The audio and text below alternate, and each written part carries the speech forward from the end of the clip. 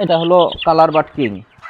এটা 35 থেকে 40 দিনে 1 কেজি প্লাস হয়ে যায়। আলহামদুলিল্লাহ রেজাল্ট খুবই ভালো, বাজারে চাহিদাও অনেক ভালো। এটা যেমন এই মাংসের জন্য যেমন এটা কালার বাট কিং, এটা ফিটি চলে। এটা আপনাদের অনলাইন থেকেই দেখেই মনস্থর করলাম যে মাংসের মুরগি শুরু করব, যেহেতু আমার বাজারে মাংসের মুরগির চাহিদা আছে। পরে ডিমের মুরগির পাশাপাশি মাংসের মুরগি শুরু করলাম। প্রথমে শুরু করছিলাম 100 দিয়া, এখন 500 প্লাস। আলহামদুলিল্লাহ এখন বর্তমানে মাংসের মুরগি প্রায় 1.5 লক্ষ টাকার উপরে আছে। বিদেশে থাকতেই চিন্তা ভাবনা ছিল যে বাংলাদেশে আসবো, এসে একটা খামার করব, স্বপ্নটা পূরণ করলাম আর। আলহামদুলিল্লাহ রেজাল্ট খুবই ভালো। প্রাথমিক পুঁজি 2,50,000 নিয়ে নামছিলাম, যে বিদেশ থেকে আসার পরে আগেই যেন টাকা নষ্ট না করে, ছোট পরিসরে যাতে খামার করতে চাক বা যেটাই করতে চাক ছোট পরিসরে করবে। পরে আস্তে আস্তে যদি দেখে যে হ্যাঁ এটাতে খামারের রেজাল্ট সে করতে পারতেছে, তাহলে বড় পরিসরে করতে পারে। দেখা গেছে 50টা বা 100টা মুরগি দিয়ে শুরু করবে। যখন একজন মানুষ খামার তৈরি করবে অবশ্যই দেখতে হবে সেখানে পর্যাপ্ত পরিমাণে রোদ আছে,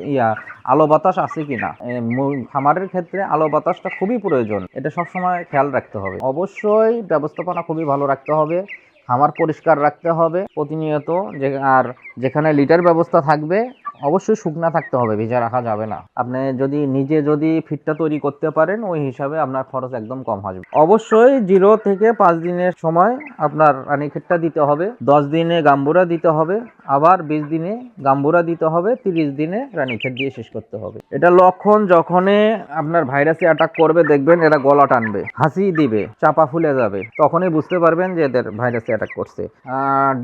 ডিমের ক্ষেত্রে যদি বলেন, ডিম আপনাকে অবশ্যই যদি ডিম করতে চান তাহলে 0 থেকে আপনাকে 30 দিন পর্যন্ত স্টার্টার ফিড খাওয়াতে হবে। 30 দিন পর থেকে আপনার গ্রো গাছ শুরু করতে হবে ডিম পাড়ানো 4 মাস বয়স পর্যন্ত। এরপর থেকে আপনি লেয়ার শুরু করবেন, ইনশাল্লাহ ডিমের রেজাল্ট খুব ভালো পাবেন। এখানে কিছু আপনার মারা যাবে বুডিং এর সময়, যদি আপনার বাচ্চা যদি বুডিং ব্যবস্থাপনা ভালো রাখতে পারেন সব বাচ্চাই থাকবে, একটা মারা যাবে না। আর যদি বুডিং এ আপনার সমস্যা হয় তখন ওই ক্ষেত্রে আপনার বাচ্চা মারা যাবে। এটা অনেক খুব খারাপ লাগে, কারণ একটা বাচ্চা যদি আপনি নিয়ে আসার পরে যদি আপনি একটা করে বাচ্চা মারা যায় তো ওটা তো আপনার লস হচ্ছে। তো ওই জন্য যখনই বাচ্চা আনবেন অবশ্যই এই গ্রেডের বাচ্চা নিতে হবে।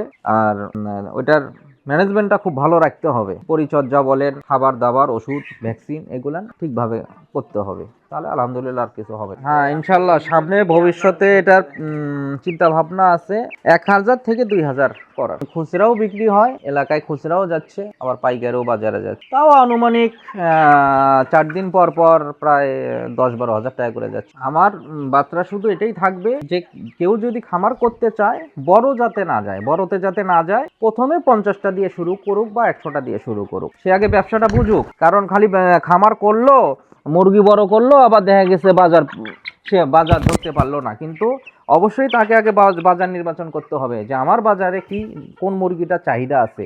যদি সে দেখে যে হ্যাঁ এই বাজারে এই কালার বাট কিং তার বাজারে চাহিদা আছে, তাহলে সে মুরগি করতে পারে।